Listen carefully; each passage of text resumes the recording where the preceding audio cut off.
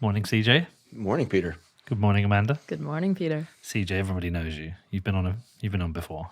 I got a lot of interesting replies from the one we did with Hodl. That was great. Really? Yeah. Like, what are you talking to that status cock for? Well, it's funny because Hodl's been on your thing like 6 times, right? Yeah, So, maybe more than that. yeah. So I benefited a little bit. I got maybe a couple extra followers as a result of that. So it's kind of funny. Nice, man. I never found your Earth Crisis walkout video. I'll send it to you. Yeah? I Yeah. need to hear that. Okay. Yeah. Amanda, welcome to the show. Thank I love you. you. Inaugural. Love you too. We've been talking about doing this for a while. Yeah. Introduce yourself to people. Let them know who you are. Sure. Amanda Cavaleri.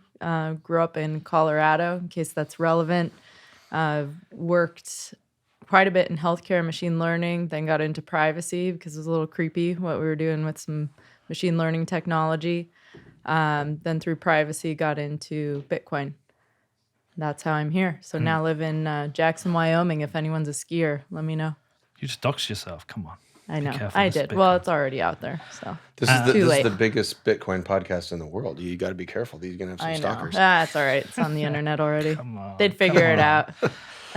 So you guys just wrote a book in 5 days. In 5 days, yeah. So Crazy fuckers. yeah. Well, Jimmy Song as the taskmaster, I guess you would say, he's got experience with these book sprints. So we had talked about, the policy thing and how we're doing things. Here we are in DC, right? Not to spoil any future punchlines. But he said, let's get some people together. And then he assembled this entirely diverse cast. We had people from different walks of life, different ages, different experience levels, and different sectors.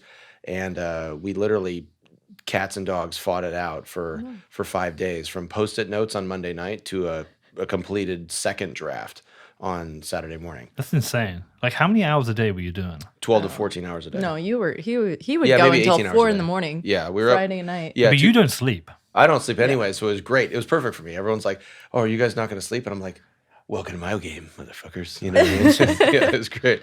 Yeah. He's bringing up the vibe. Like, we were all getting tired, and then CJ'd like come in with something, and we'd be like, "All right, I we've would got be another half standing in the hour back of the us." room pacing. You know what I mean? like a captured animal, just like stalking the couch, and I would just come up with ideas, and I was like trying to pump myself up a little bit. But Jimmy had a really interesting theory, which is like when you work out with other people, you kind of vibe off of that thing because it's a competitive deal for guys. The funniest thing is we ate the same thing every day for lunch. We had brisket, ribs, and sausage every day. And Jimmy would be like, Jimmy Song, I expect nothing less. exactly. He's like Mr. Carnivore, right? He's like, well, this place I really like this one's a little more peppery, and then the next day he's like, this one's a little more sweet, and then he had like, it was like, okay, it's the same. The same fucking It's the shit same every thing. day. Yeah, exactly. Yeah. I love Jimmy. Did he bring his ice cream? No, he didn't. No, he gave this whole story about pemmican, which is basically like this carnivore survivalist thing where you mix like the buffalo meat and the fat of the buffalo, and then it like congeals and you carry it around in a bladder. And he's like, that's how they got to the North Pole. And there's like this whole Eskimo history thing. It was really interesting. He makes ice cream out of, I don't know what it is, but it's like carnivore ice cream. So. It's like buffalo fat or something. Yeah. Yeah. He's like, no, it's the best ice cream. Well, when we were at the beefsteak, right? So we did the beefsteak thing. It was like that was his element. Yeah. It's funny because Jimmy only eats meat. I know, only. And we went to dinner in Miami at the conference, and I had a salad. He goes, "You're getting a salad?" I was like, "Am I not allowed to eat salad?" Because I eat salad and meat. He's like, "Paleo's like a halfway thing. You just go all the way, just meat only." And You fucking salad eating heathen. yeah, exactly. So when's the book out? When do we get to read it? January. Well, I think we're going to do an official release. We want to do a Kickstarter, I think, similar to what VJ and Safe have done. Mostly because like it allows us to give it a little more time to create an experience around it. The book is written towards DC staffers and people because here we are, and this is a big deal. So Amanda and Jimmy and I and a couple other people formed the Bitcoin Today Coalition to educate people on Capitol Hill about Bitcoin, because we feel like a lot of the information out there is like just bad information and a lot of FUD and stuff like that. So now we're like literally knocking on doors in the Senate, knocking on doors in Congress, and saying, hey, this is what Bitcoin is. And then now we can actually give them something and be sort of self-referential to say, hey, there's this book written by these people. And Pete Rizzo is another one of the authors, and he's fantastic. He's a fantastic He's writer. amazing. He's so good. He's great, and he's like a historian, Yep. you know. So he's got so many stories about like what happened in really all these different cycles and phases. Whereas like realistically, you know, like I came in Bitcoin in 2018, so I don't personally know any of these people from the earlier stories.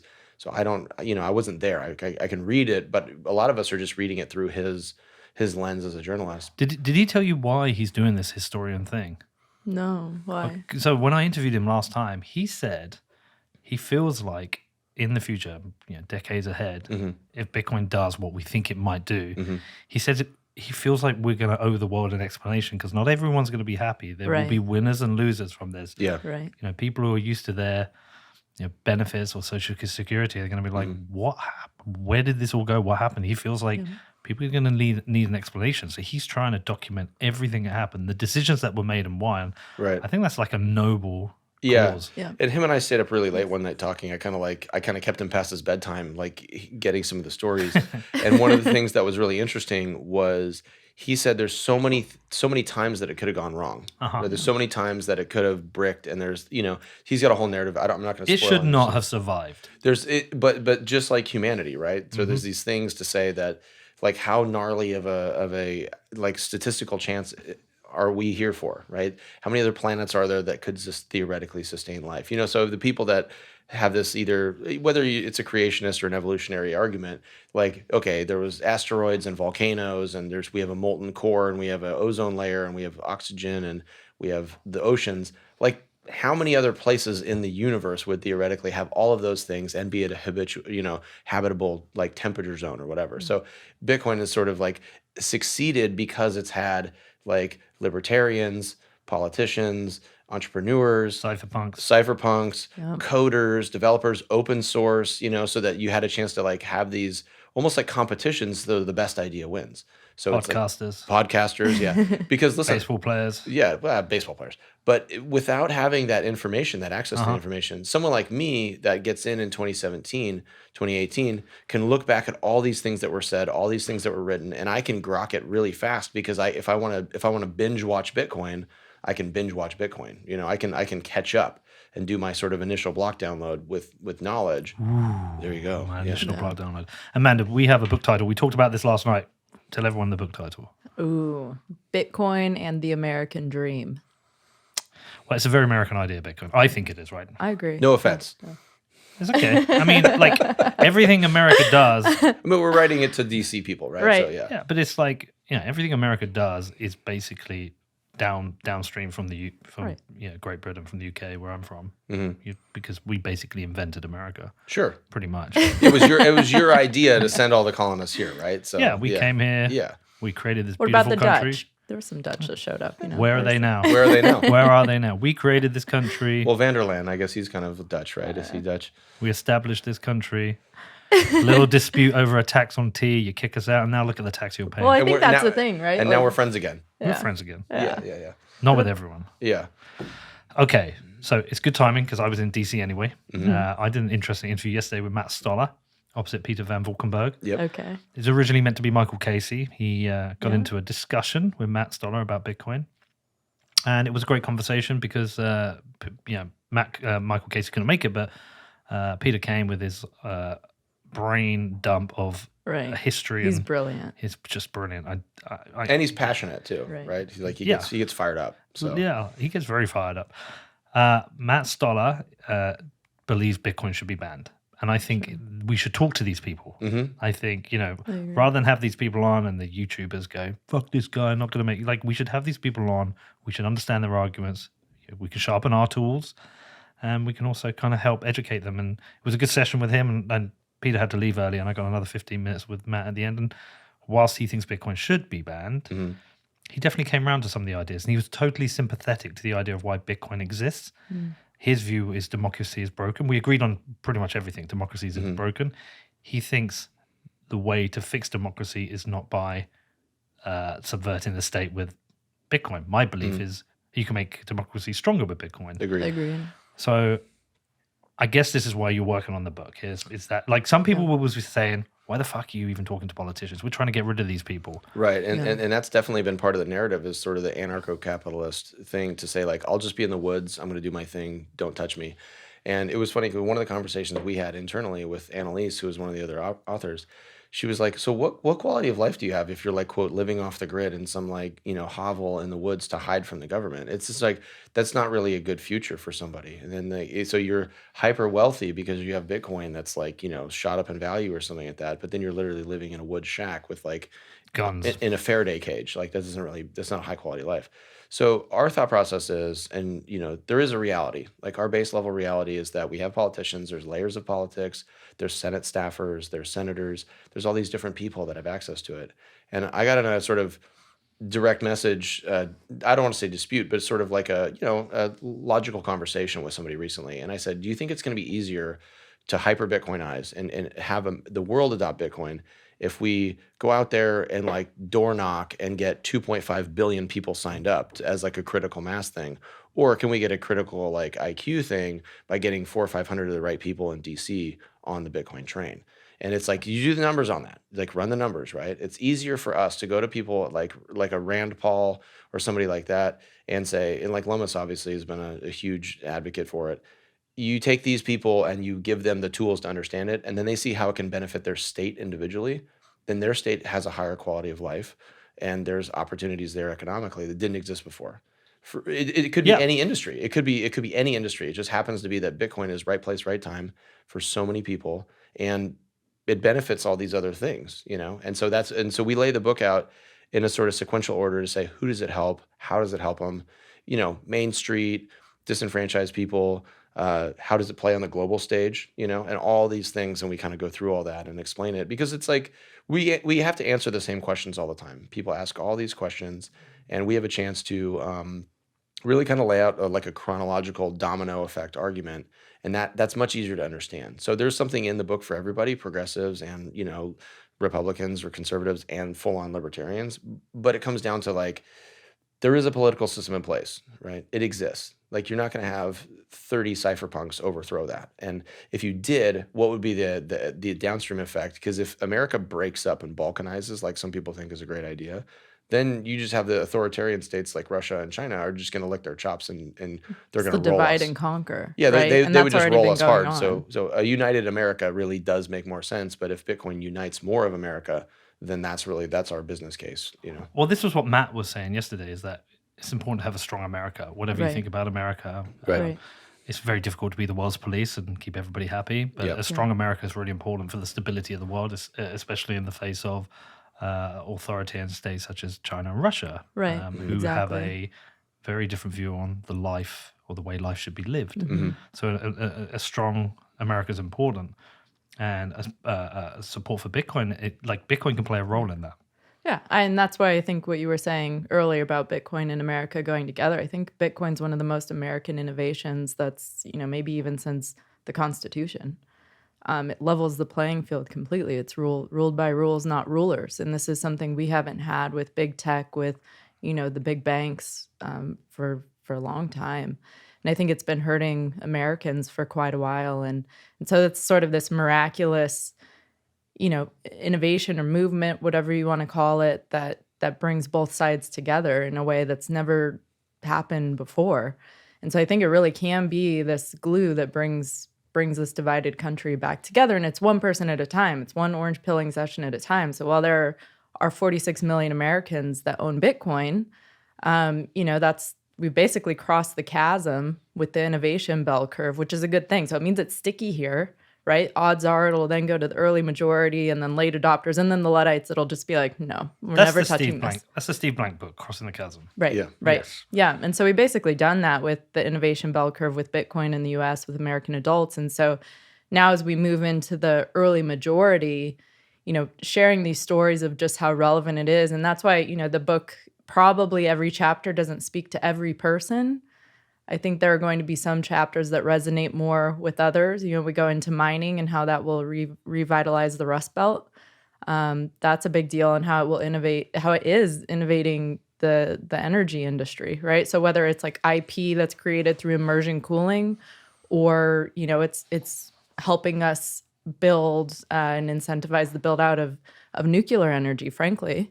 Yeah, and better really grids and everything like that. I mean, there's been so many issues with energy, and I think there's this big FUD narrative about carbon and all these other things and energy usage. So we really try to get into that and how Bitcoin mining can stabilize the grid.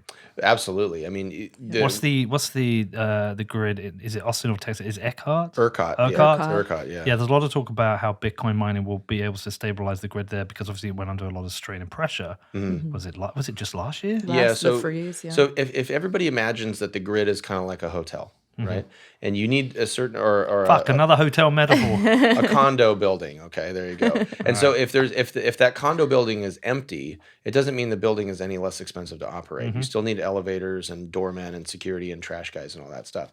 So what happens is it sort of helps amortize, the costs, because you have a constant customer, a base customer that's never going to go away, might even demand more energy. So if you have consistency in demand, then it allows you to sort of it's budget for a bigger build out and be stronger. The problem with energy grids in general, whether it's California or Texas or anywhere else, is there's sort of like only certain places you can actually put power producing facilities. You can't put a power plant like in the middle of a city because it's just sort of like aesthetically not pleasing, right? So they have these sort of adjunct grid things that attach to the cities. But then if there's like expansion, then at what point is there a critical mass where they need to build a new one? And those things are very expensive.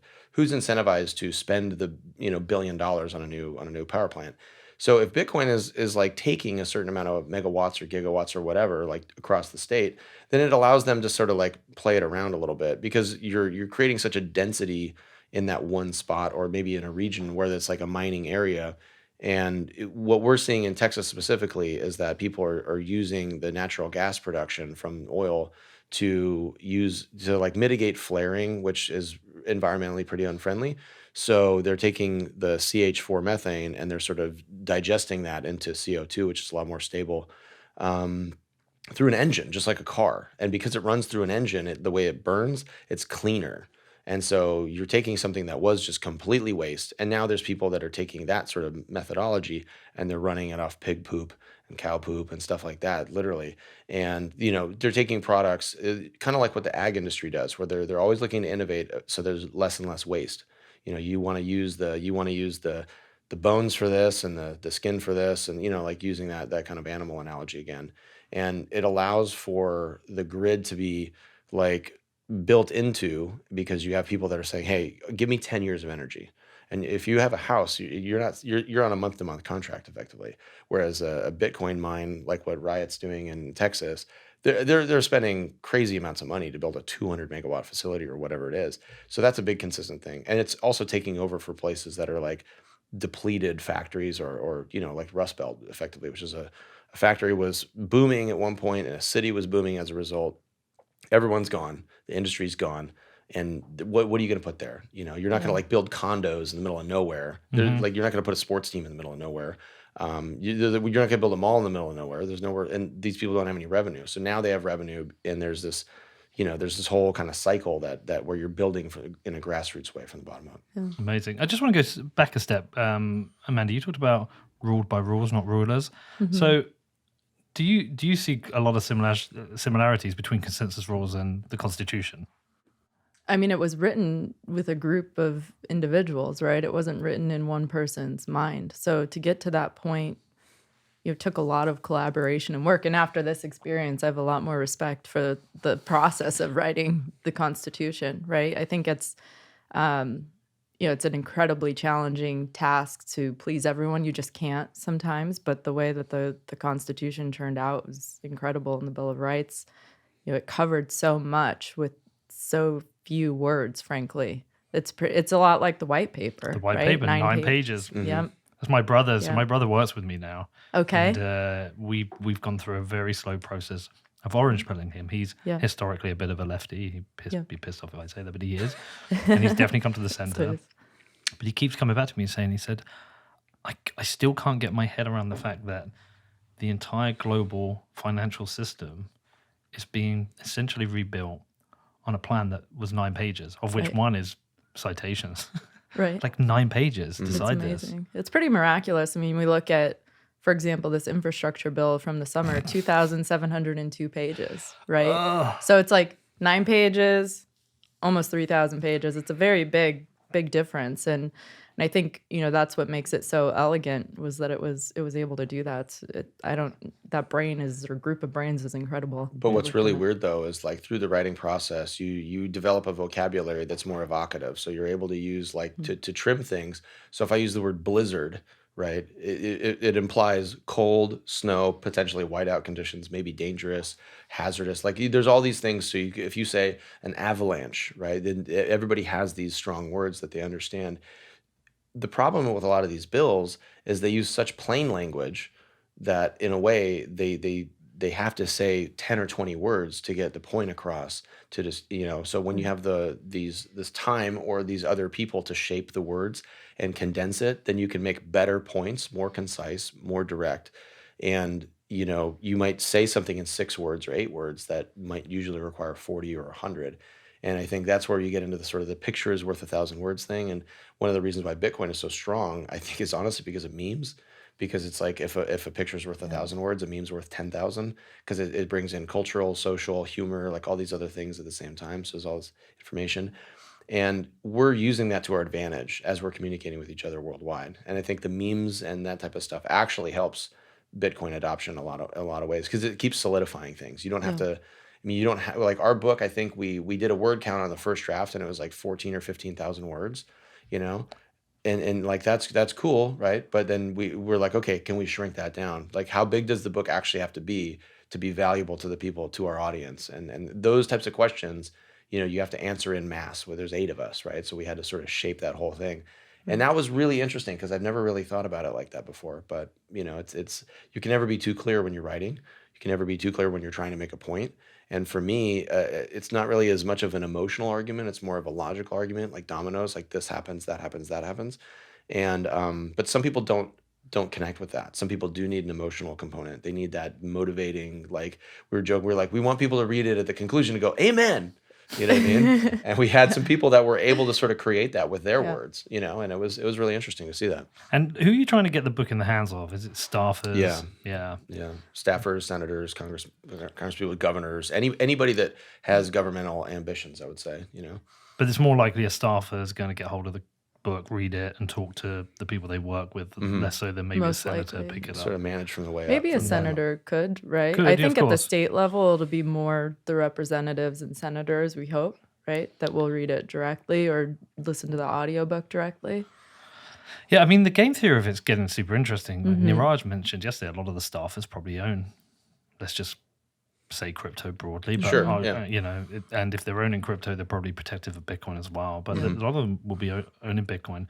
It's also a super interesting lens for watching, like for me, as somebody coming from the UK, seeing how this is playing out in a republic. Because you have a different political system. You have the ability to vote at the ballot, but vote with your feet. As Balaji has often said, the vote with the feet is more powerful. Yeah, moving. Right? Moving is more powerful. Yeah. But you have these incentive structures to support Bitcoin. There's no incentive in the UK. I've spoken to 2 politicians now, and they're like, there's no interest. We don't need to. They don't care because they get to create a set of rules that the whole country follows. But you'd have this position where, say, for example, Texas can say, we can be pro-Bitcoin. Miners, you're welcome here. Come here. And the states' rights thing is a huge argument, and you see Warren Davidson and Cruz and Lummis and some of these other, and Rubio and and we're Suarez. trying to get Dems Suarez, as well, right? Yeah. And that's Okay. a big piece. Well, I'm going to come to that. I've got a Okay. question on that. Yeah. But for me, it's the game theory works out here because you have the republic, because you have states' rights. and they have different abilities to tax different things or make, like, for instance, Oregon doesn't have sales tax. Like if you buy a car in Oregon, you don't pay sales tax on that car, right? Wow. If you live in Nevada, you don't get income tax. If you're in Texas, you don't get income tax from the state level. You're always going to pay federal tax, but you might pay a higher real estate tax or something like that. But you have the choice to rent or to own, right? So there's these like freedom issues that come up as a view of states' rights, and so we see like literally some states are going to take advantage of this and succeed as a result of their either their permissibility or their tax structures or their tax incentives to mining businesses or Bitcoin businesses. And then also just, frankly, from a competitiveness standpoint, like you have New York and California and Texas and Florida and a couple other states like Illinois and stuff like that generally lead, or Massachusetts, that generally lead some sort of discussion because of the population density allows them to have more congressional reps, whereas the Senate, there's 2 in every place, and they have a little bit more of an asymmetry, in Congress versus the Senate. So if the states start kind of competing with each other, the only people that are going to win are the residents and the participants in this game, because you're going to go to the place that makes the most sense for you to live. Like, you're not going to lose if you keep chasing the best incentives. And so if everybody keeps raising their incentives, then more people win. It's really, it's like an evolution. Help me understand it as an external person, but my impression is, my impression has been recently the states' rights has been more at the forefront of discussion recently. Right. Am I right? Is that observation right? You're right. And I think in this particular field, Wyoming's led the charge with a lot of the legislation, a lot of the Bitcoin digital asset legislation.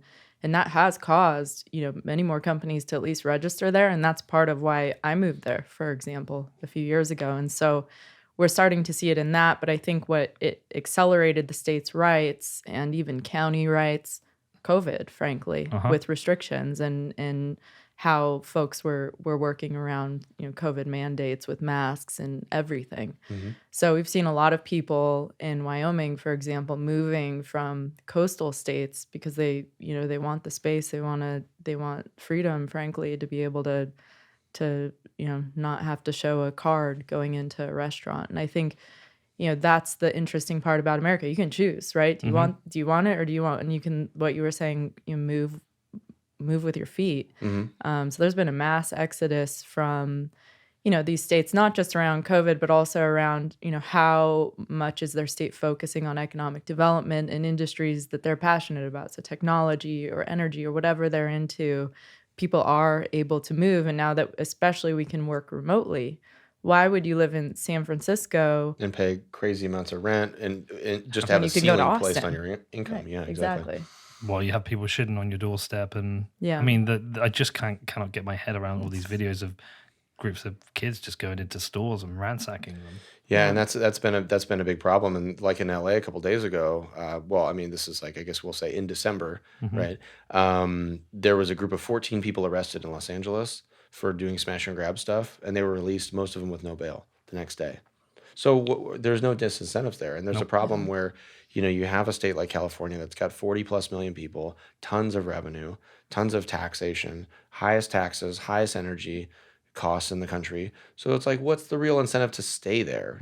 I have a brick and mortar business. I'm in a more rural area of California, so I'm not really like exposed to that aspect of it. But like, there's people that are moving from, let's say, the Bay Area or LA to more like rural areas of California because they do like maybe the weather or something like that, and they're saying, hey, you know what, I'll pay 7% more to have nice weather. Fine, that's okay. And that's a choice that you make. But if you're experiencing heavier crime, then like, you don't want to live in that area. And then so in general, I would say there's this constant churn with the population because it's been a generational thing. So you'd say like, oh, my family grew up here in Ohio or Illinois and they moved to California or something like that. So that's like grandpa, mom. And then, but for someone like me, like I've lived in Florida, Texas, New York, Georgia, California, Arizona, all these different places because of my previous career.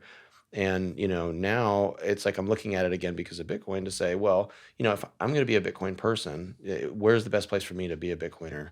And we want that to be America on a base level, right? And not have people moving to Malta or Barbados or, El Salvador, whatever. Frankly, because if you lose those people, then you're losing that second and third generation of their intelligence, their economic viability or their economic productivity. And we want to keep that here. We don't want to lose that to like... But we're decentralizing them. What's that? We're decentralizing the knowledge and wealth base. What we are doing by decentralizing them across America as opposed to putting them all in Silicon Valley or all New York City. And so that is very interesting to me. You see people moving from the Bay Area, right, to Texas, to Kentucky, to Wyoming, to Utah, to Colorado, to Tennessee, to Nashville. Frankly, Nashville's been like a really big one coming up. And so, why wouldn't you want Nashville to win if they're taking the bull by the horns, right? Austin's been winning for a couple of years now because they did take the bull by the horns 15 years ago or 20 years ago with Dell and some of these other big tech companies, IBM or whatever, moving headquarters there. So there's billions and trillions of dollars on the line for all these people, these citizens. They should vote with their feet. And this is something that, like, the first time I heard anybody say this, because it was before I read The Sovereign Individual, I saw Tim Draper talk at a conference. And he's like, people are going to be, moving with their feet, and they're going to be, these countries are going to be competing for the best citizens. Yep. And I thought, so I heard that, and then I was like, well, Facebook just bought Oculus. So at some point they're going to do this thing where you could work and drive a forklift virtually, but from the beach in Barbados or El Salvador or whatever. And if you could live on the beach and drive a forklift and get paid, why would you live in some place you don't want to live, in an undesirable place, high crime? And then all of a sudden, now it's like this metaverse thing, and I was like, hey, I was right about something, yay, you know what I mean? And it feels good, but you can put the pieces together in that regard, because that will be happening. We already have call centers that are offshore, right? We already have, pretty soon we're going to have, we have manufacturing offshore. We're going to have virtual jobs offshore because of this the Oculus thing. People are going to be able to like log in through the metaverse thing, and that's going to be, Facebook is going to really try to commercialize that and have people running on that program, and it's going to be good and bad. It's called Meta now. It's called Meta. Yeah. Sorry, it's not Facebook. Sorry, apologies. The oppressive regime formerly known as Facebook. There you go. Yeah. And I think the states thing is really interesting too, because you look at the demographics and the spending, right? So at the state level, about 30%-ish of the state budget goes to education. The second, which is just under 30%, is Medicaid. So if you're bringing the best and brightest to your state, which I would say Bitcoin folks are oftentimes the best and brightest, you can attract them to your state and they're earning, they will be able to help care for an aging population as well. The whole world's getting older, except, Africa and a few other places. But you look at, most of the U.S., most of the states are getting older. We're not having as many children. Care is becoming more expensive. So it's projected that care of older adults will accelerate, go up 34% from 2020 to 2030. And so when you think about it at that level, if you're a governor, you're at the state level, it makes a lot of sense to, create economic development opportunities that bring high earners to your state. Or we just let them all get COVID and wipe them out. No. You statist cuck. That's the plan. That's a very good Bill Gates conspiracy theory there, right? Yeah. So your time is interesting because it is at a time where Bitcoin has a growing popularity amongst politicians. Not always sure whether it's like they believe in it or it's a hack, but either way, who cares if the game theory plays out? Right. We mentioned Senator Lummis. She's been supportive for a long time. Warren Davison for a long time. Mayor Francis. Eric Adams from New York. Right? Eric Adams, Yeah, and this whole one-upsmanship with the mayors is really interesting too. Yeah, where it's like, oh, I'm going to take a paycheck in Bitcoin, and the guy's like, that's cute, 3 paychecks, and someone's like, my whole paycheck, and someone's like, damn it, why didn't I think of that? Wow, look, New York's lost a lot of people to Miami. Yeah, right. Yeah. A lot of people during COVID got the fuck out of there, and they have no need or incentive to go back. Well, and New York's tough because of the bit license also. So if you have bit license, COVID passports, mandates, energy costs, taxes, fucking cold this time of year compared to the beach. Yeah, like there's a lot of reasons to move to Miami. Yeah, from New York, and there's a lot of reasons not to move back. Yeah, I'm relatively speaking a warm weather maxi. So like I've lived in California my whole life. I lived in New York over the winter, and I was like, I don't think this would be the place I would want to go. But I do see the appeal of New York as a city. It's a great city to go to. It's cultural, it's fun, it's energy, it's all that stuff. But you do pay the cost, and so it's your choice to pay those prices or pay less and try to build a new version of whatever. I mean, Miami's a fun city. Obviously, Austin is a really fun city. So, and Nashville's a really fun city. Nashville's great. It's a great city. So you have these people that are sort of maybe like, those were sort of second tier cities to Chicago and LA and San Francisco and New York and stuff like that over the last couple of years.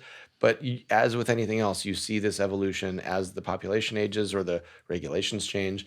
And that's healthy though. That's the whole point. It's healthy to see that redistribution. When people talk about population density problems, like New York is the definition of that. It's like Tokyo or London or whatever. It's like, okay, cool. Like ruralizing, or industrializing maybe medium tier cities is probably better because then you're back to the decentralization thing, which is a word in the vocabulary that it was nobody's vocabulary 15 years ago. It's in everybody's vocabulary now as a result of this. And like Bitcoin really like actually brought that forward. So where I was going with this, though, the point I did want to make, because I know you've covered this in the book, or it's something you had to look at, is that it would be really sad for Bitcoin if it became a partisan issue. Right. That's what we want to avoid. Right. And America is very good, especially right now, at being partisan. Right. Like, you like that? Well, I like this. You like coffee? Well, fuck you. I like tea. You like Coke? I like whatever it is, America will fight over it. Right. And that's a really interesting thing to see, but that would be shit for Bitcoin. Agreed. Yeah. And there's definitely more Republicans come around to the idea of Bitcoin, but which makes sense because when I say Bitcoin's a very American idea, it's a very Republican idea too. I also think it should be a very Democrat idea, but for different reasons. And it just doesn't seem like Bitcoin has really captured the hearts and minds of Democrats yet. Which is sad because it is one of the few tools that scales on a small level. And we have a whole thing in the book about that, basically saying that, the bottom, this is my sort of, hammering point. The bottom rung of the economic ladder is too slippery. It is very hard to multiply 1 times 1 and get anything out of it, right? So you're always doing your own thing and you're trying, but bank fees, cost of living, all these things are a problem. Bitcoin's like having the Spider-Man gloves, right? You actually can grip onto the ladder now because you have something that's outpacing inflation by a long shot. You can buy small amounts of it. You can get paid small amounts of it, and you can convert yourself. Like if you're a taxi driver or a barber or a traditionally let's say skilled profession, like a niche profession, you can get little bits of Bitcoin and then benefit from it the same way Saylor does in terms of you can sell your Bitcoin for the same price he can sell his Bitcoin at or whatever. And you can't do that because housing is more expensive. All these other things are basically, they're like a lid. They're like an economic lid. And where we see like the sort of Democratic on the national level, the Democratic regime is sort of like, oh yeah, there's a lid on these people, but we need to worry about decapitating the top people first. Let's do this wealth tax thing or whatever. It's like, let's just take the lid off, like lower income people pay more in bank fees than they get in interest, right? So Bitcoin has no carrying costs. It's the only real like high tech thing that you can own that isn't special privileges. And so we go into this whole thing about that because it is, and that is a big issue, right? Typically the Democrats are going after like the marginalized, in society. They're not going after the wealthiest. There is a sort of Bezos, Washington Post kind of thing where you do have these hyper wealthy people that are doing, they're putting stuff out there, but they are Democrats, or maybe they're anti-Republican or something like that. But I think the reason why the Republicans or the conservatives have sort of grasped onto it is because they see the financial responsibility angle for the country. They see the sort of spending, printing, money printer go burr, like that sort of thing. And they attach it to that and the freedom side to, hey, make your own choices or whatever. And that's those things all go together. But the problem is that there's this, on the Democratic side, they have programs they want to institute. They have programs they want to bring forth. They want to help people, right? But their view on helping people is we need money to help people. And it's like, so the case for like when Andrew Yang or Erica Rhodes or somebody like that talks about UBI, their thing is like, hey, if we give people the money at the right time directly, they'll be able to lift themselves up, and that's a completely different argument than printing money to create these programs that effectively are like helping things after they've already broken. And, I think the Bitcoin lifting narrative is very strong. I think it's a big deal. I always bring this quote up, but it's a tweet from Parker Lewis, which I think is very interesting. I love it. He says, liberals are going to love Bitcoin when they figure out what it can do for lower income families, but Democrats will hate it. Conservatives will love Bitcoin when they figure out what it will do for the budget deficit, but Republicans will hate it. Yep. Which I think is a really interesting point because I think he's identified why Bitcoin can benefit you, whether you're left or right, but where it affects each side. Yeah, but why politicians? He's basically identifying why it isn't great for politicians. Right. Yeah. Well, that's where alumnus comes in, right? Yeah. And she's fascinating because her husband was a Democrat. They both served in Wyoming. I did not know that. And I think that's why she so innately. So they're like Romeo and Juliet. Yeah, beautiful story. Like really, really fascinating match. And so. Did they have like a secret relationship? I don't know. I don't know. I plead the fifth on all. They literally crossed the aisle to go down the aisle. Is it There you go. adorable? That's a good right? one. I I like that. fucking Yeah. love it. Sorry It's it Romeo out. I think that's it's Romeo and yeah. Juliet. Yeah. Wow, And that's what we amazing. need more of that. So I Yeah. think that's why she so naturally works with, Wyden, for example, out of Oregon on these issues and makes it bipartisan. Some other folks that I think it makes a lot of sense for on the Dem side, understanding where the politicians are coming from. So if they're an entrepreneur like Hickenlooper, I think they'll get it, right? I think they're getting close. And so as, growing up in Colorado, I bring that up, right? Because I've fifth generation. So I have family all over the state, a lot of entrepreneurs from rural to urban. And, Hickenlooper, I think actually can get this at a very deep level. He's always been very pro innovation, pro small business, and pro energy innovation. So I think, once he and his staff get it, like someone like that would be brilliant to lead the charge with this, right? We need to find some way of like talking to him and his staff. Like maybe we had a book. Maybe if we had a If we had book. If we had a book to leave had a behind book. after a meeting to Right. create Just go here, go. Yeah. Yeah. even make it required reading or something like that. Yeah. People keep bringing up Wyden. I don't know. I mean, I don't know a lot of US politics, a little bit, but people keep bringing up. Is he our guy as well? Well, I think this is where when you get into like the conversations like a Svetsky conversation, which is like we shouldn't even bother with politicians, right? Like that's so I and for a And I long, can empathize his point. I don't agree with his it. point does make sense, which is to say the whole point of Bitcoin is to be an independent network, right? But when you look at it on the global stage, everybody's tied together, right? You have the oil trade in dollars, you have people traveling all over the place, you have digital nomads or whatever that means. But there's a big tie because you have the United Nations and things like that. So it's not necessarily the politicians individually that you're going after, but from a state's perspective, each state has, I would say, like an identity, right? Colorado's, for instance, is like it's like a hippie liberal, like, hey, you can smoke weed walking down the street, like whatever, you know what I mean? Live and let live. Like, Yeah, do like your live and thing. let live. Just don't hurt anyone. Do your And so and Bitcoin very much is like that makes sense there, right? So if you see this sort of the states that I would say have an outsized freedom perspective because of some sort of thing that they have there, like you have the don't tread on me or whatever kind of vibe, then the states that are promoting individual rights should all be pro Bitcoin, realistically, and those state identities don't really change maybe as often as the politicians do. So that's where it's a little bit complex because we're talking to individual people in individual offices. So how do we make that a theme intergenerationally or like campaign after campaign?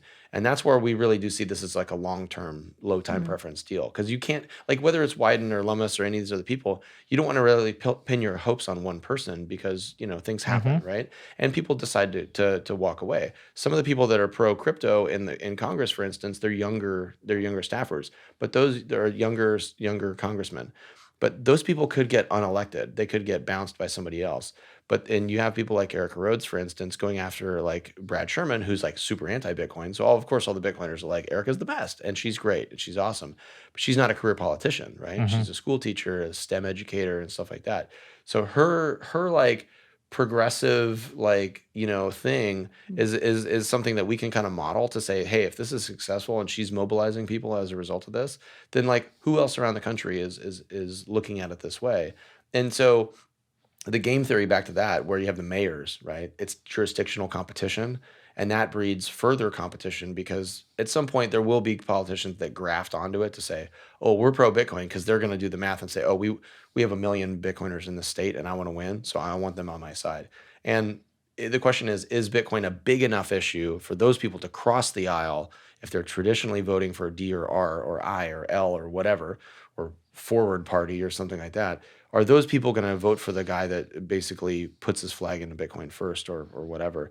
And that's the most interesting thing, because we really haven't seen that yet, because there's been this disengagement between the sort of traditional, super libertarian Bitcoin elements and the, what's best for the country or whatever you want to call it, Bitcoin voters. So the Bitcoin voter and the rise of the Bitcoin voter is thematically a really big deal. Tens of millions of people now. Right. And there to serve your constituents. Right. May or may not swing an election, right? And we're going to see that in 2022. And we're going to see that definitely in 2024.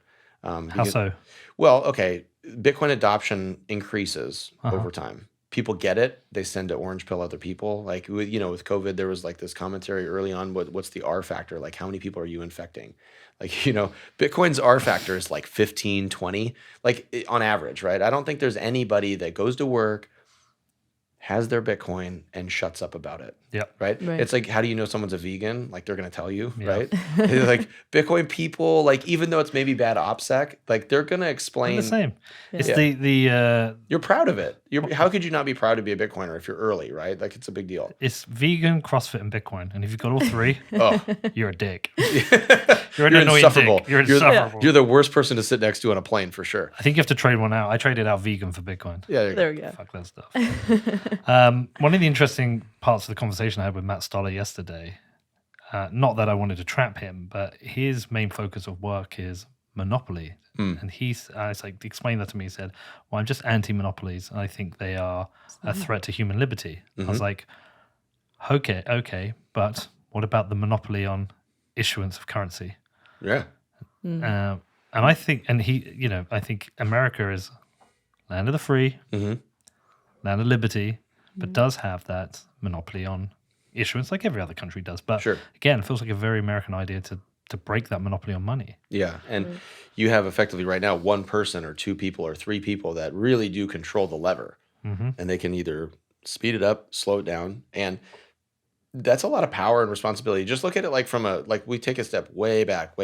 How much isn't that too much responsibility for one person? Too much. It's too much, right? It's also a burden, right, to have that much responsibility. So I think It's also the like top-down butterfly effect. yeah. Right. Well, and what America does, it really does affect a lot of other countries, internationally, right? And with El Salvador, the perfect example of that is they're on the dollar and they're a foreign country. I mean, we're not even border to border with them. We're thousands of miles away from El Salvador. So at that point, it's like, but we have a dollar influence on them and a lot of Latin America as a result of this process, because when we print the money, that money goes towards, building factories or paying for things or giving loans or aid or whatever offshore. A lot of it does. And there was a commentary during like PPP or the original like spending thing or whatever, like last year in 2020, that a lot of the money that we were printing was actually going offshore. So $3 trillion got put into the money supply in a very short period of time. Parker does a great slide on this. It's really fundamental to my sort of Bitcoin 101. But we injected $3 trillion, which is like a really big word and an even bigger number. But if only $1 trillion of that stayed here onshore and $2 trillion left, like what was that really buying? And that influence and stuff like that with the dollar is also a little bit outsized and a little bit unfair and might have unintended consequences from a human rights perspective, which is something that like Gladstein writes about a lot. And he's one of he's one of the best people that I think writes in that regard about the international effects of the dollar and what that's created. Someone told me a great way of understanding numbers. Mm-hmm. It was brilliant. So 1 billion Yes. in seconds. Guess how long that is? 1 billion seconds? Yeah, 1 billion in seconds. It's like if I don't know, like 1,000 years? 20. No, it's 31 years. Okay. But 1 trillion is 31,000 years. Okay, Yeah, there we It go. gives you that Wow. concept in terms of time as Yeah. like It's very how tangible now. fucking ridiculous these numbers are. Yeah. Yeah. There's somebody did an infographic and it was like, okay, here's $1 million. Oh yeah, the little Little square. suitcase, Yeah. yeah. And then here's $1 billion, and then here's $1 trillion. And like the guy went from looking like relative, like a person stacked size of money. A person and $1 billion are very close. Like it's like a refrigerator or something like that. But then $1 trillion is like, a stadium or something. It's But these really numbers have lost all fucking meaning. Yeah, Yeah. it means All meaning. nothing now. Yeah, and but- I think that's the interesting part. Yeah, we've with $30 trillion national debt, right? With like obviously Senator Lummis had she went. I mean, when she said thank God for Bitcoin, in the argument that she was having with like I believe it was Yellen, Secretary Yellen, which is the person on the lever. Her and Powell are really the two people that can pull the lever at this point. It was great to see her stand up and use Bitcoin as a tool to stand her argument up, which is to say, hey, we need to be fiscally responsible. But it's the same argument in a lot of ways that Ron Paul made in 2001 or before that, And I think what happens is the first person to the dance never wants to dance, right? The first person that dances on the dance floor always looks like a fool. And this is something that's like socially people can understand. Yeah. But the second there's like First they laugh at you. that whole thing. And then first they laugh at you, then they make I don't know something. They fight you. They fight you, and then you eventually you win or whatever. Yeah. But I think in this sense, Unless like, you're Tottenham. Bitcoin is a great thing. So the first people to Bitcoin were like dancing all by themselves, and no one else could hear the music. Literally breakdancing, doing the Running Man. Yeah, all by themselves, super excited about Yeah. it, right? And then the next generation of people or the next group, because Bitcoin's so fast, this has all happened in 12 years. You know, so you have the initial cypherpunk movement, and then you have the sort of the guys that are interested because they want the freedom side of it, and then you have the VC / number go up crowd, and now you have this whole like. So each of those things builds, and then they stay there. So there's still a cypherpunk movement. There's still a VC movement. There's still a entrepreneurial movement or a freedom movement or a libertarian movement. Now all of a sudden everyone's at the party like, so what are you in for? Oh, when'd you come in? And it's like this funny thing. Like now it's like the ultimate mixer, and you have people that are like boomers.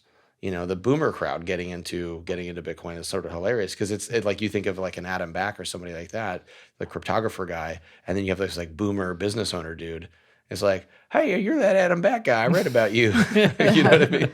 You're the proof of work guy, right? Proof of work guy. Yeah. So it's funny to see that evolution, and then eventually what happens is you make the logical conclusion that we're all more alike than we are dissimilar, and that is really like what we feel like Bitcoin is politically. There's a huge divide because they come up with these little issues to like fight over, like Romeo and Juliet style, and then and it becomes tragic. Generation after generation, and eventually people forget why they're fighting in the first place. But then eventually the grandkids fall in love with each other from these rival families or whatever, and that's sort of where we're at right now. We have the grandchildren of liberty, the grandchildren of the baby boomers, the greatest generation or whatever.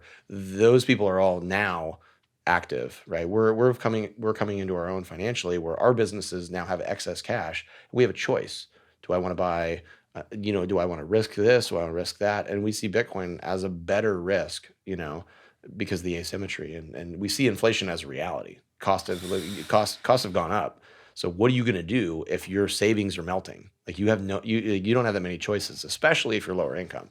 If you're on a fixed income, fixed right? income. So older adults, fixed income, you look at the care of nursing homes, it's well over, I think over $140,000 a year right now. Home care, maybe, 50, 70,000, assisted living, it just, these numbers don't add up for how people have saved. And so that's why it's going to get decimated. Exactly. So there's actually a really cool story of a group of firemen in Boulder, Colorado, a very progressive region. And they got together, started learning about Bitcoin because they're in the firehouse all the time. And they like orange pilled basically an entire fire station. Now it's kind of like trickling out, right? Really? It's so cool. Holy shit, I need to go meet these guys. I went to the Bitcoin meetup in Boulder and met one of these firemen. And he's been on some of the calls with us. Like he was on the Nagoose call that we did to talk to the staffer. And they're like, there's a group of firemen that are doing this and they're our constituents. And it's just a really cool story because you have to make it, when you're telling things, people learn through stories more than facts alone. And I love Bitcoiners. I think one of the things we miss are telling these stories, right? You remember stories much more. It becomes much more tangible, more relatable. Everyone knows a fireman, right? We all know they're usually good cooks, right? Decent people. They're doing it for because they want to contribute to their community they're usually funny people. Yep. So it's like you instantly see that person in your head. And so that's why we need to tell more of these stories, right? Well, because it keeps happening. We keep getting in these use cases of people who are moving to a Bitcoin standard, and it's changing theirs or other people's lives. And it's not just the firemen; it is what MicroStrategy has done, which is a Bitcoin standard. Which El Salvador is kind of moving to a Bitcoin standard. In the memes again, what's like when Bukele he like did the stonks meme and like. Did you see the phone one? The phone one? No, this one is like Bukele's just he did it by the div. He said. Bukele's just sat in there on his laptop, just buying the dip or whatever, and he just replied, "Phone." Yeah. Oh, that's good. But I think that's one of the interesting parts about this is this geopolitical aspect to Bitcoin and to payments and the ability to even freedom of speech around the world, and that's where this becomes really fascinating. If we look at El Salvador, for example, I think 30% of their import and or exports are done with the US now, right? So they're kind of like detethering, and we're going to see something else happen at the same time with China's central bank digital currency. China's already, with WeChat and Alipay, right? And then one thing about WeChat's fascinating, Tencent, the parent company, one of their biggest investors was a South African telecom company. Really? Really. And so you look at, okay, well, what is China's end goal? It's probably not for the entire, if they trade with, I think they trade with 128 more countries than the US trades with, or like in volume. And so they're already winning on the trade war. So what's going to happen when they make all of these countries settle on their CBDC? They've already, with WeChat and Alipay, been moving. We fight this. Yeah, Well, they've been moving into merchant payments around the world in other countries. And those are basically state-owned entities now that are probably going, I don't know, theoretically, might go onto the CBDC. And so we look at what's happening around the world. The US is in a very, precarious situation where they're losing their stronghold very quickly. And so what's going to take place of that is probably like a country like China. And so when they're moving into Africa, South America, that becomes a really different national security and geopolitical issue. And so we have to think, if people aren't going for the dollar, their other option is the CBDC. Let's give them a Bitcoin option as well, at least at the community level, right? And so I think that's a really important thing to consider as we move through all of this, is it's not Bitcoin or the US dollar. I think it's Bitcoin and the US dollar. And then these other entities. And if those are the two rails, that's a better thing for America, realistically, and for some of these other countries, because default risk is the biggest problem in any kind of like lending issue, right? So recently, and what China's been really good at is when they buy our treasury bills, right? They have exposure to US dollars, they turn right around and use those US dollars to buy assets, strategic assets. So they lend that money, and then they basically lend at a higher rate than they're paying us. So we give them a note at 2%. They turn around and give the Ugandan Airport Commission a 6% loan or something like that. The Ugandan Airport Commission can't fulfill their things, and China says, "Thank you. Now we own that. We own your airport." But like all this owning an infrastructure. airport is really interesting because you can land things that you own at your own airport. So in the same way that we've had strategic airports, in various theaters around the world, and that's really what's given us as a military power, like first strike capabilities, right? So if China suddenly has a Ugandan airport, like where's the range for that Ugandan airport, right? And then it's like, but if that allows them to get a Moroccan airport or whatever, then eventually are they going to have a Portuguese airport? Like this is a big problem, and this is where Bitcoin allows like African nations specifically, if they get with it, then they can say no to the cheap like cuckbuck loans, because they'll have their own, just like El Salvador. They could turn around and say, you know what? Hey, we've got a waterfall. We'll do waterfall mining. If they've got a volcano node, we'll do a waterfall node or whatever, and they can mine there. And there's no reason why they shouldn't. And that's like one of the biggest arguments, is that if everybody's participating in that, then all it does is like it doesn't mean that like one country is suddenly going to be the new richest country in the world. But what it does mean is that every country's base level of wealth goes up, then they won't be so reliant on tyrannical regimes or some sort of like predatory lending. I mean, effectively, like when you take a loan from China for infrastructure as an African country, it's like a payday loan. Like you're not gonna be able to pay that back. Of course, they know that. Right. But they're so desperate for a high time preference result, you know what I mean? And that's the problem. So Bitcoin is the opposite of that. And if you coach them through that, then you can see them looking at them, meaning like the rulers of the banking, regimes in these different areas. And if they have a populace like Nigeria does that is very Bitcoinized, then they cannot effectively like isolate that class if that class is a majority inside the nation, because there will be a consequence. But we're in a high time preference world. Right. Everything is Right. high time preference, and we're gradually seeing people win by moving to a low time preference. Right. And MicroStrategy has won. Yeah. And he's used the system he's Yeah. literally used all the levers of the traditional financial system to make himself wealthier than he ever would have been using the traditional finance system, because he's had Bitcoin as the extra catapult to get up that extra plateau. And then once you get to that plateau, even a small business like my business, we've been buying Bitcoin, we buy the dip and all that other stuff, right? So if Bitcoin goes up in value, then eventually I could recollateralize my Bitcoin. I could take a loan against my Bitcoin, not sell it, and then either get more Bitcoin or pay down other debts or whatever else. And then, getting back to this conversation we were having offline, if you can avoid avoid going into debt in the first place, then that's a huge victory. I mean, you have these guys like Dave Ramsey or whatever, who's like a big like podcaster guy in America. Number one investment podcast. Right. In the And he's USA. like, don't buy Bitcoin, don't buy individual stocks, don't buy this other stuff. And it's like, well, that might have worked 30 years ago, right? Because it didn't exist. Not now, Dave. Not now, Dave. Sorry, Dave. Shut the fuck up, Dave. Yeah, exactly. Like, let people buy Bitcoin because, like, literally the DCA thing, and this is where like Swan does such a great job, is they have a calculator in the front of their website. So like, if they're like, hey, for the past 2 years, if you would have put $10 in a week, this is what you'd have 17 gazillion pounds. Right. Correct. Yeah, exactly. And that fixed. I mean, Bitcoin's just such a romantic idea in a lot of ways, and that's I think one of the reasons why politicians sort of sweep it away because they're like, oh, that's cute, dreamers, with your little Austrian economics and stuff like that. But we have real world crises that we got to fix, and it's listen, we have those because of the stupid printing of the money and these other things that we've done. The mistakes we've made have led us to the bigger mistakes. The more case studies and examples we can build of strong companies and institutions or even individuals just because they change their time preference, the better it is. I was talking to Nick Carter about this the other day, talking about the moment I realized, I think it was Nick, or it might have been Brandon Quidham, or maybe both. But that moment where you realize you're on a Bitcoin standard, and it's not just because you own a lot. Well, everyone is different, but it wasn't because you own a certain amount of Bitcoin or even 95% of your wealth in Bitcoin. That wasn't the moment. The moment was when I went to buy, I'm looking to buy a new house. And historically, it would be, what's the biggest deposit I can put down? Yeah. Mm-hmm. What's the lowest interest rate? And when can I pay this mortgage off by? Now it's not. It's what's the smallest deposit I can put down? Yeah. What's the longest mortgage I can get at the lowest interest rate? Yeah. Because I want to have that all in Bitcoin. Yeah. Right. My Let mortgage it work is a for you. speculative attack against the pound. Right. Yeah. Yeah, and then what's the inflation rate of the house, price wise, right? What's the value inflation proposition over the next 10 or 15 years of the house versus the pound versus Bitcoin?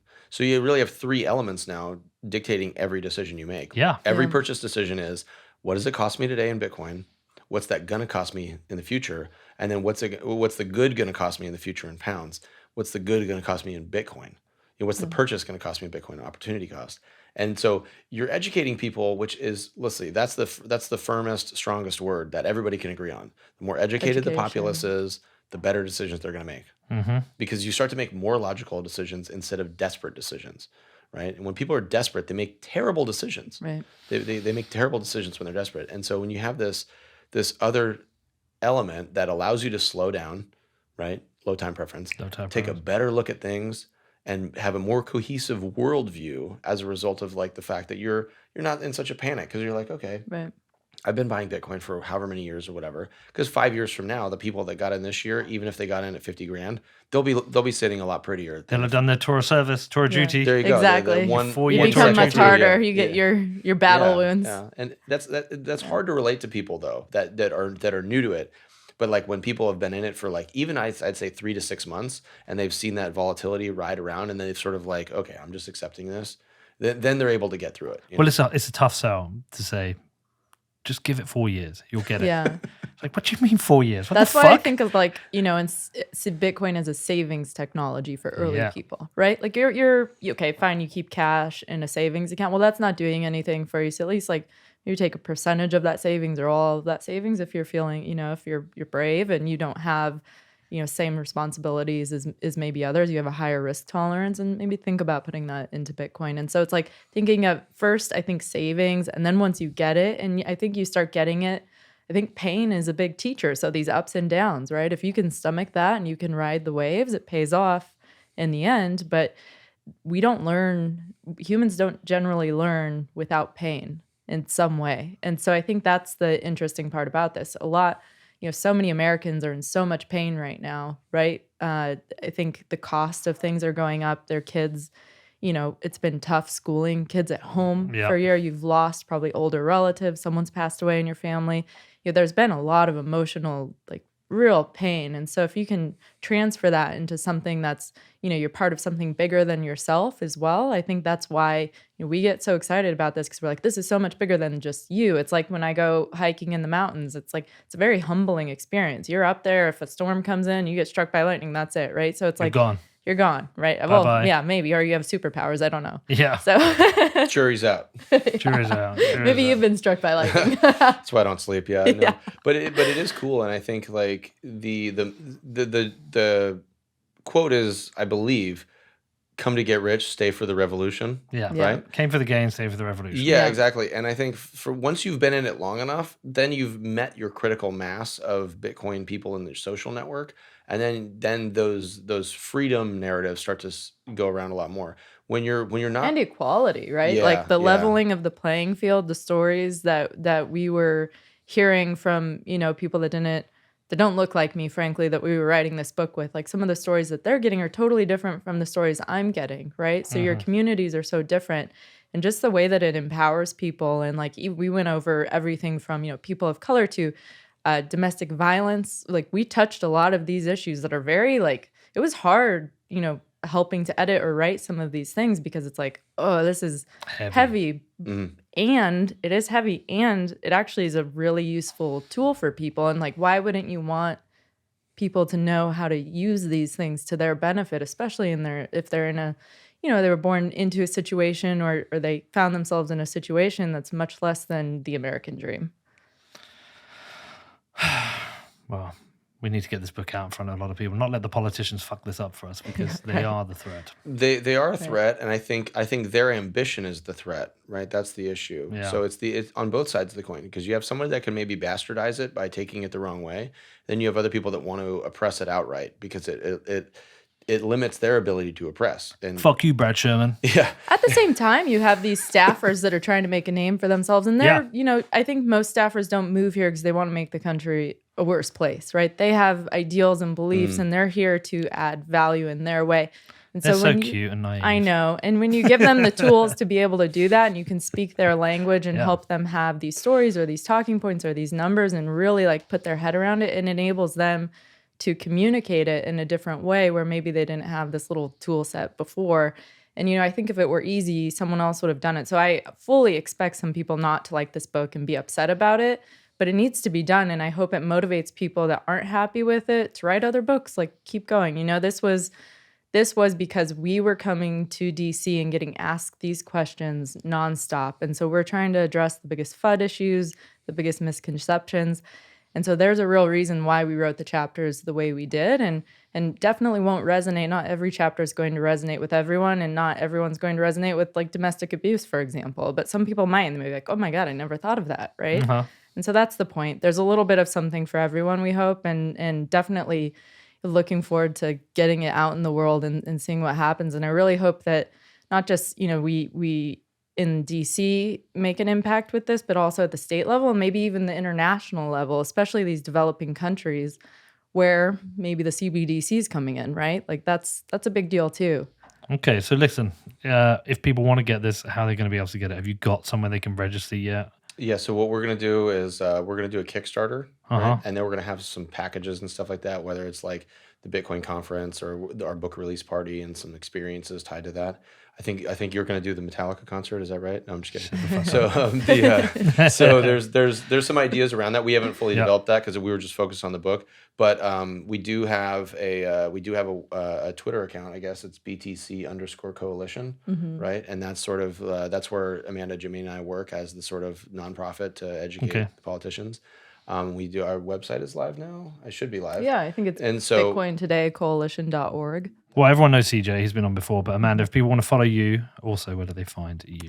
Twitter is probably easiest, or LinkedIn if it's like more business oriented. Amanda _Cavaleri, Cavaleri. We will put that in the show notes.